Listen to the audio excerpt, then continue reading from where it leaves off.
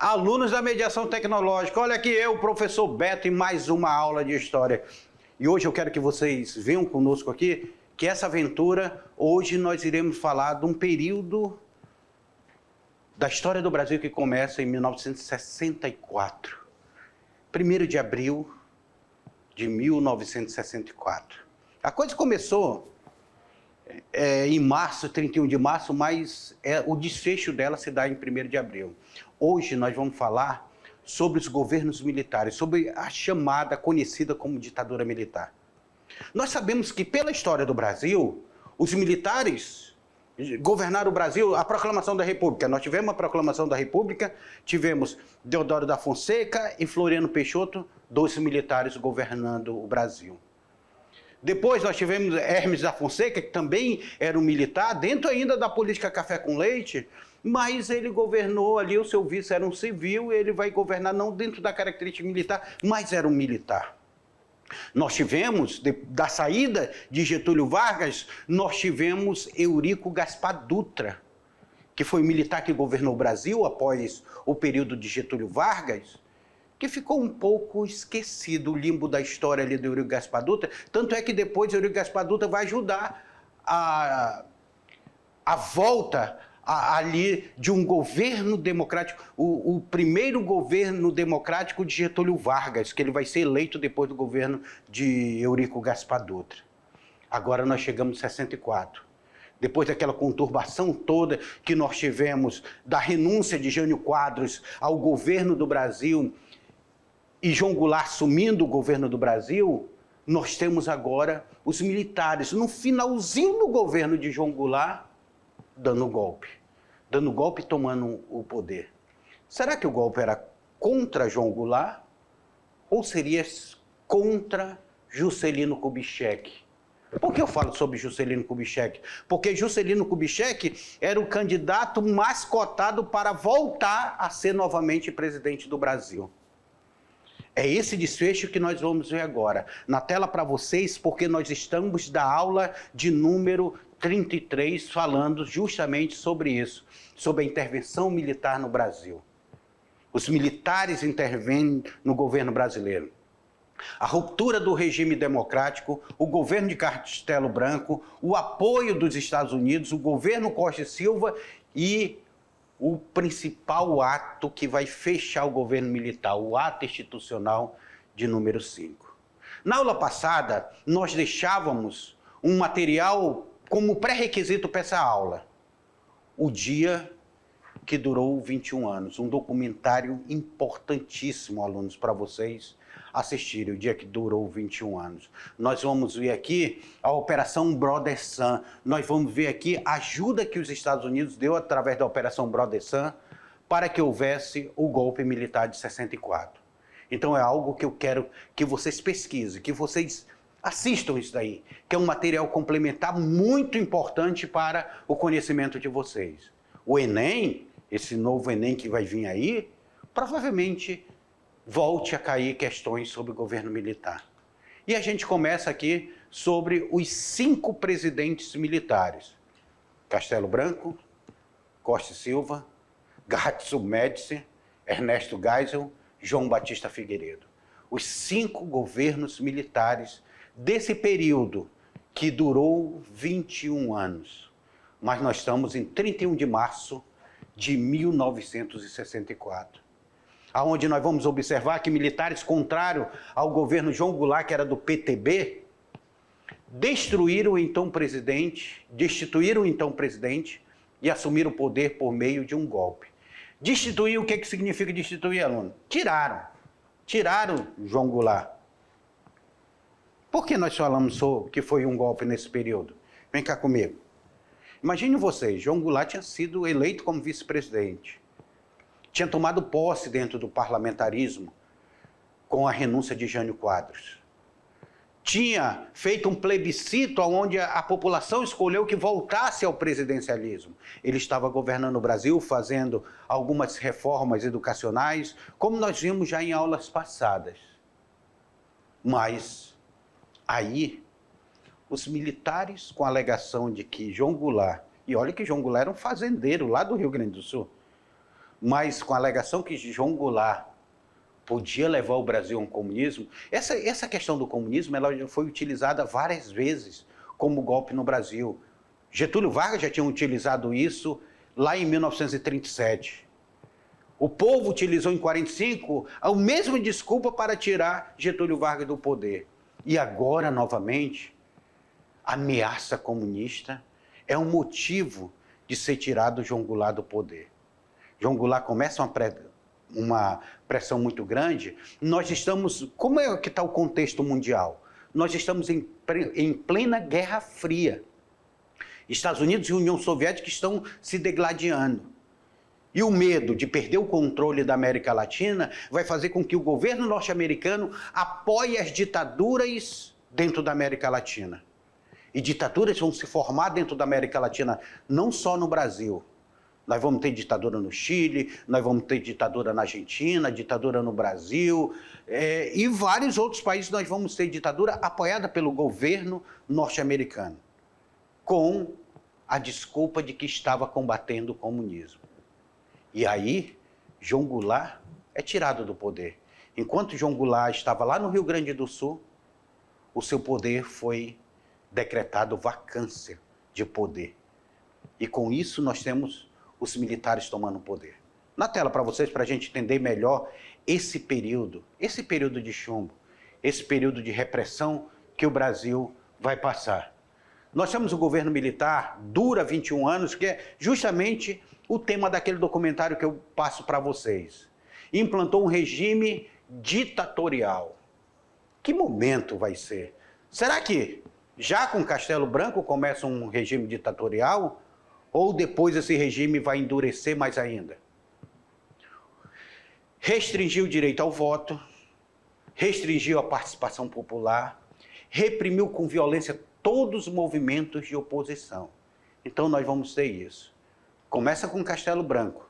Castelo Branco assume o poder dizendo que estaria assumindo provisoriamente. Só que os militares gostaram do poder. Passa o poder para Costa e Silva. Costa e Silva vai iniciar a linha dura do regime militar. É no governo Costa e Silva que nós vamos ter a Constituição de 1967, a Constituição Militar. É no governo Costa e Silva que nós vamos ter o Ato Institucional de número 5, AI-5. Médici vai concretizar essa linha dura. Vai concretizar que vai ser o pior período do regime militar, o período mais fechado do regime militar, com torturas, desaparecimento, morte. Vão ser no governo Médici que isso vão se intensificar. Geisel assume o poder dizendo que vai fazer uma transição lenta, gradual e segura. E aí, até nós termos o último presidente militar, João Batista Figueiredo. João Batista Figueiredo se torna o último presidente militar. Detalhe, é no governo de João Batista Figueiredo que nós vamos ter aqui a criação do estado de Rondônia. É João Batista Figueiredo também que nomeia para cá o último governador do território federal do Guaporé, Jorge Teixeira, que vai se tornar o primeiro governador do estado de Rondônia.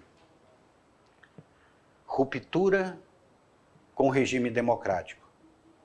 Professor, a democracia acabou nesse período?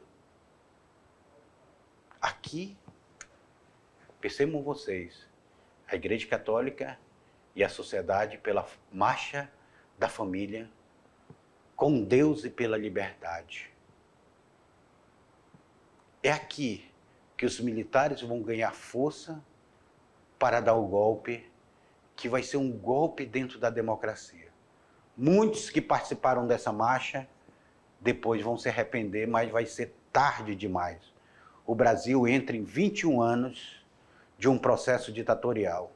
Os militares destituíram do poder o presidente eleito, João Goulart, que havia assumido a presidência após a inesperada renúncia de Jânio Quadros. Lembra que Jânio Quadros, que era do PTN, vai renunciar em menos de 8 meses de governo, Jânio Quadros renuncia? Só que a posse de João Goulart foi uma posse bastante conturbada e só foi aceito pelos militares, pela elite conservadora, depois da imposição de um regime parlamentarista, certo? Só que em 1963, o próprio João Goulart, ele vai puxar um plebiscito. Vocês sabem o que é plebiscito? É quando o povo vai se manifestar.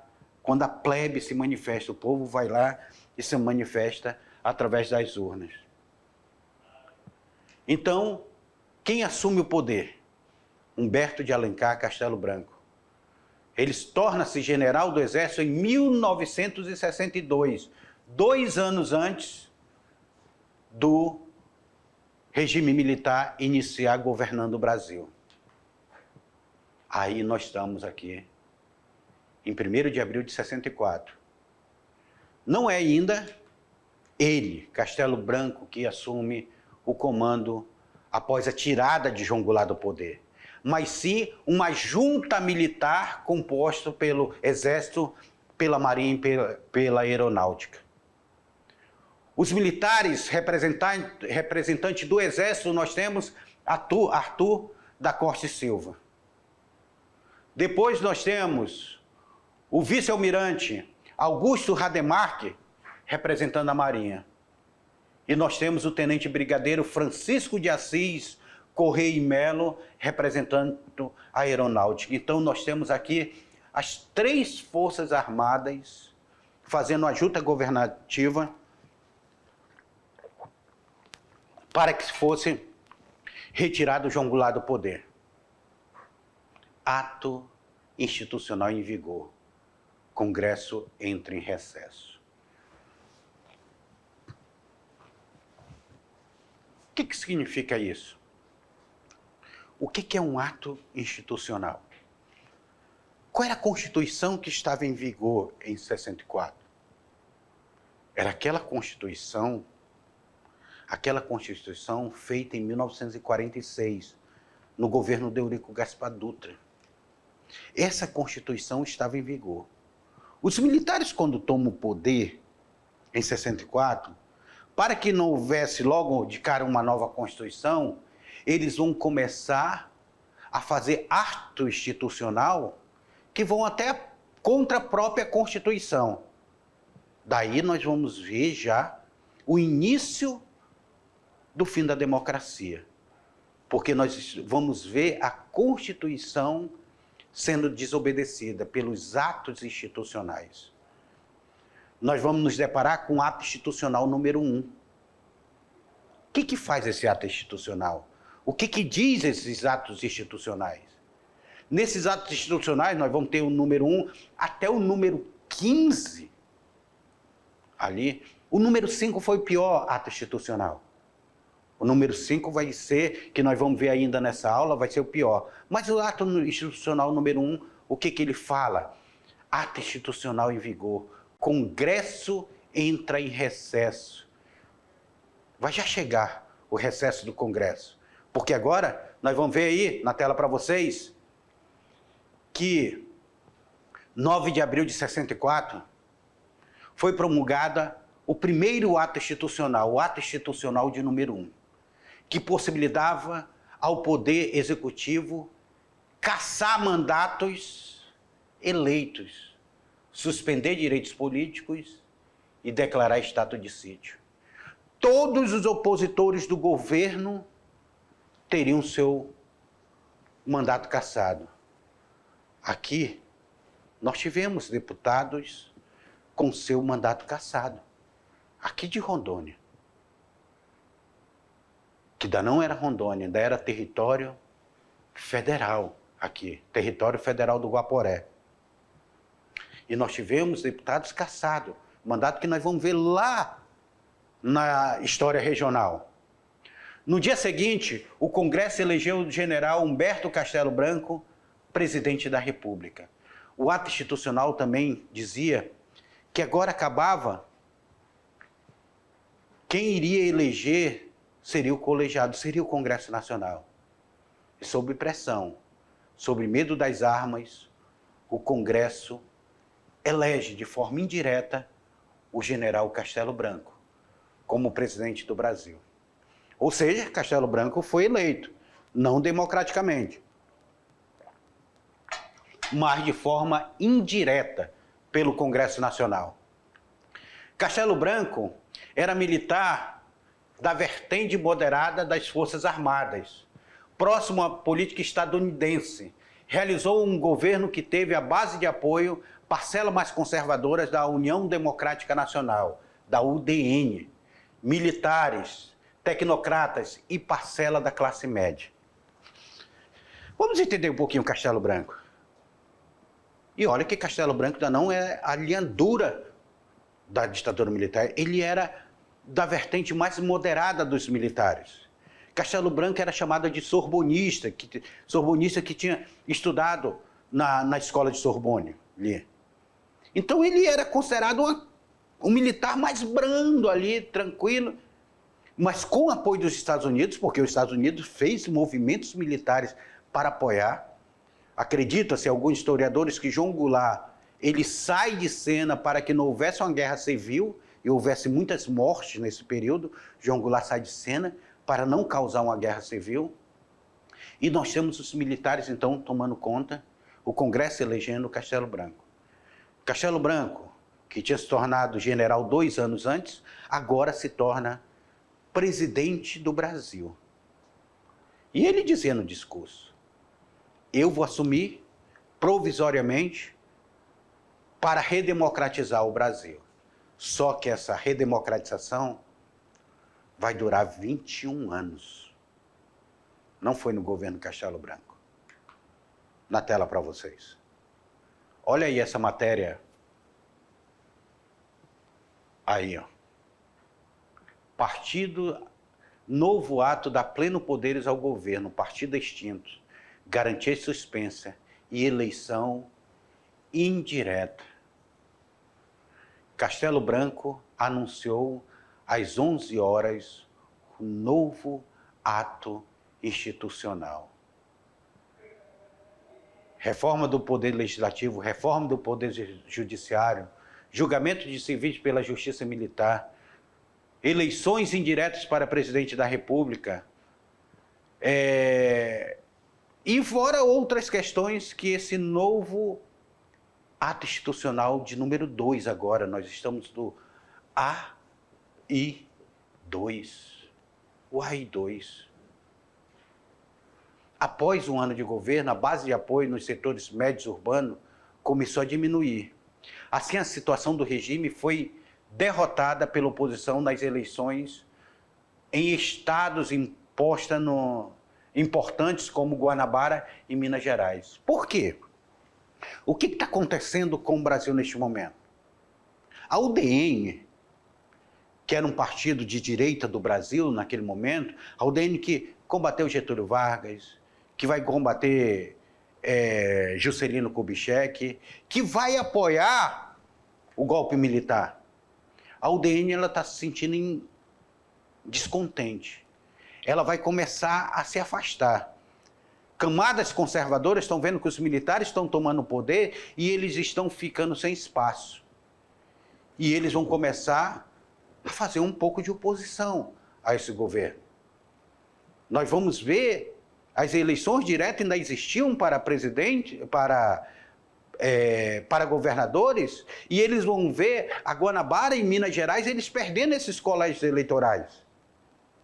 Aí eles começam a se preocupar com isso.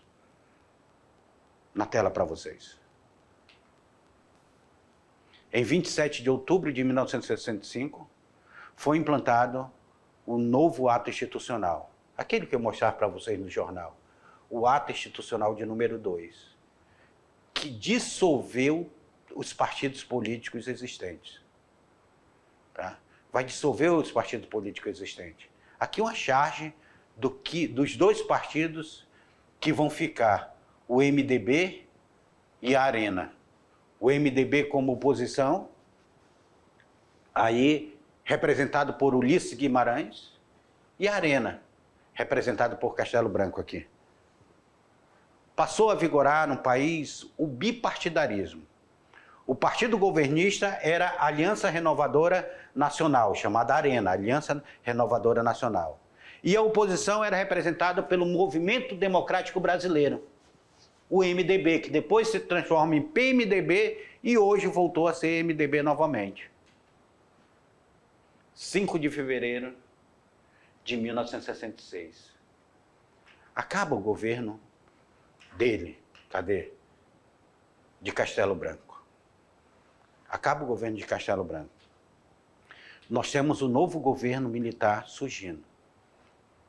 Foi instaurado 5 de fevereiro de 66, é instaurado o ato institucional de número 3, que estabeleceu eleições indiretas para o cargo de governadores estaduais e presidente da República. Agora os governadores estaduais vão ser eleitos de forma indireta. Serão os deputados que irão indicar esses governadores estaduais. O presidente da República também será o Congresso, que, claro, está sob a maioria dos militares da ARENA, que irá indicar quem será o presidente. Outubro de 1966, o governo do general Castelo Branco foi substituído pelo governo do general Arthur Costa e Silva. Por esse daqui. Sai Castelo Branco, final de 66. Entra Arthur Costa e Silva. Será que como é que vai ser esse governo do Arthur Costa e Silva?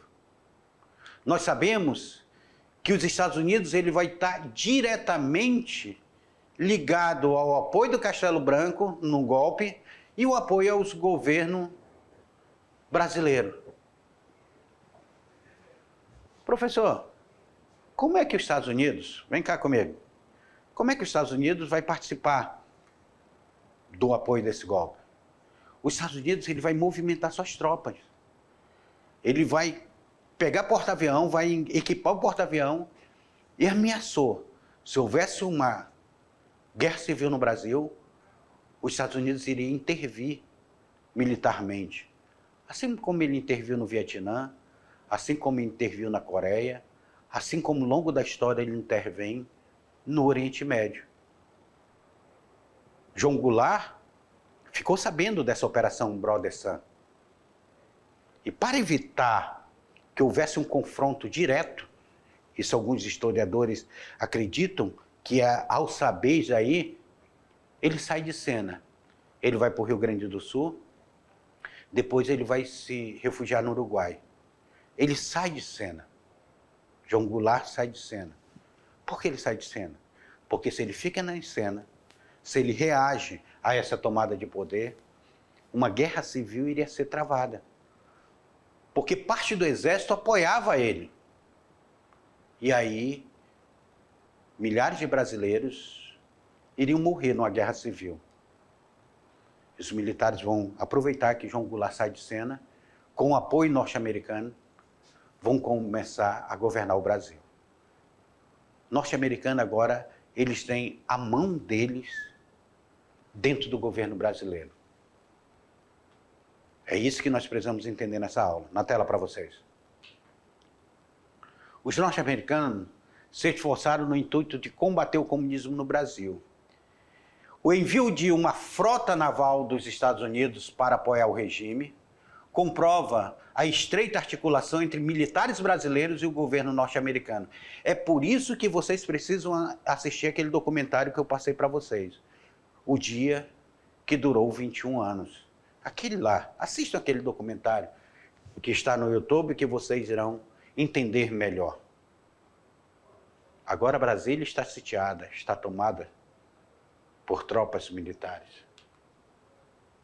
O embaixador e agentes da CIA, da Agência Central de Inteligência, conspiraram e encorajaram militares e brasileiros a depor o presidente eleito pelo povo brasileiro, João Goulart. Avaliam Digens, que foi jornalista da América Latina na década de 70, escreveu a Operação Condor. Operação Condor. Espera aí, professor, eu trouxe mais uma nova informação. O que foi essa Operação Condor? A Operação Condor foi uma operação norte-americana, junto à América Latina, aonde o governo norte-americano, através da Operação Condor, vai apoiar militarmente, tecnicamente, dando informações e financeiramente algumas ditaduras da América Latina. Não foi só o Brasil, foram várias ditaduras dentro da América Latina apoiada pela Operação Condor. Na tela para vocês. E aí começa o novo governo de Costa e Silva. Costa e Silva foi eleito indiretamente por uma junta militar, designada Comando Supremo da Revolução. Não é nem o Congresso que elege Costa e Silva. Vai ser essa junta militar. A indicação de Costa e Silva para a presidência promoveu ainda mais o fechamento do regime militar. A coisa vai ficar mais dura, porque o Costa e Silva alinha-se à chamada linha dura dos militares. Era a linha mais conservadora. Era a linha que achava que teria que ir com todas as armas para cima dos civis. Essa linha dura das Forças Armadas, tornando o regime ainda mais fechado e perseguindo cruelmente toda a oposição que surge. É no governo Costa e Silva que vai ser marcado por tortura de opositores. Todos opositores políticos ao regime, ali que eles consideravam, eles vão começar a prender e torturar. Pelo cerceamento da livre expressão e de direitos políticos, institucionalizando a chamada repressão. O dia de sua posse, em 67, 15 de março de 67, é também instituída uma nova Constituição, a Constituição de 1967. Então, o Brasil, só para vocês terem uma ideia, o Brasil teve uma Constituição de 1891. Depois, essa Constituição vai ser substituída pela Constituição de 1934. Depois, essa Constituição de 1934 vai ser substituída pela Constituição de 1937. 37. Isso eu estou falando só do Brasil República, tá? Fora a Constituição do Brasil Império, o Brasil Império que foi a de 1824, a Constituição do Brasil Império. 1891, 1934, 1937. Depois nós vamos ter a Constituição de 1946, lembra da saída de Getúlio Vargas? E agora nós temos uma nova Constituição. Então é 1, 2, 3, 4, nós estamos na 5ª Constituição Republicana. E a 6ª Constituição do Brasil, mas era a 5ª Constituição Republicana.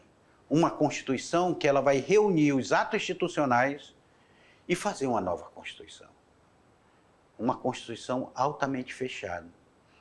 Não tem eleição direta para presidente da República. A Constituição de 87, ela outorgou o regime militar de 64. Instituiu e incluiu os atos institucionais e complementares propostos até aquele momento. Então, ela vai reunir a todos os, até o ato institucional número 4 aqui, é o 4, o ato institucional número 4. Ela vai instituir todos os atos institucionais. A Constituição e os atos institucionais não conflitavam mais, como ocorria com a Carta Constitucional de 46. Lembra que eu falei que os atos institucionais eles batiam de frente com a Constituição? Agora, com essa nova Constituição, os atos institucionais eles não conflitam mais, porque tem uma nova Constituição que foi outorgada. Qual é a diferença de... Vem cá, alunos. Vem cá. Qual é a diferença de uma Constituição promulgada e uma Constituição outorgada? A Constituição promulgada é aquela que o Congresso faz e é votado ali. É votado, depois que o Congresso faz, é votado, aí o presidente só promulga, só assina. A Constituição outorgada não. Ela é a Constituição imposta. Não quer ouvir ninguém, não quer ouvir Congresso, não quer saber de democracia. Getúlio Vargas já tinha feito isso lá em 1937, outorgada a Constituição de 37. Agora, novamente, os militares vão outorgar a Constituição de 1967. Não vão ouvir ninguém. Vai ser colocado de goela abaixo. E o que diz a Constituição? Ela vai pegar todos os atos institucionais que agora não está mais em conflito com a Constituição. Ele está junto, ele está dentro da Constituição. Aquilo tudo, de cerceamento de um monte de coisas, vão estar dentro. E ela abre ainda para que houvesse outros atos institucionais. Não acaba por aí. Outros atos institucionais vão surgir. Inclusive, o ato institucional mais cruel. O ato institucional que vai ser considerado um golpe dentro de um golpe. Um ato institucional que vai tirar toda e qualquer possibilidade de liberdade de expressão, de liberdade civil, de direito ao habeas corpus, de censura. Vai tirar tudo. Nós estamos falando, sabe de quê? Na tela. Nós estamos falando justamente dele. O ato institucional de número 5. Ou, como ficou conhecido na história, AI-5. 13 de dezembro de 1968.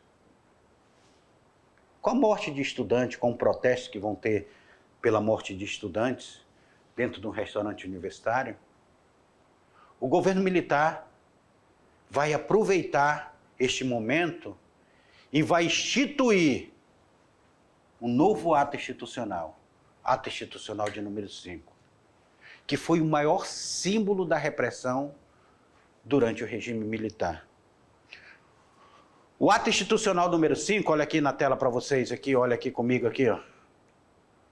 Esse ato institucional que está aqui, na tela para vocês, ele vai ser o maior símbolo.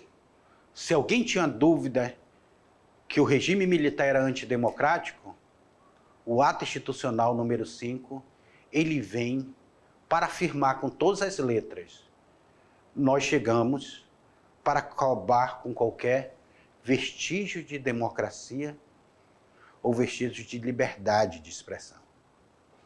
É aí que nós temos as pessoas lançando músicas de protesto, como a do Chico Buarque, que dizia: Pai, afasta de mim esse cálice. Só que o cálice não era o cálice bíblico, era o cálice de calar a boca.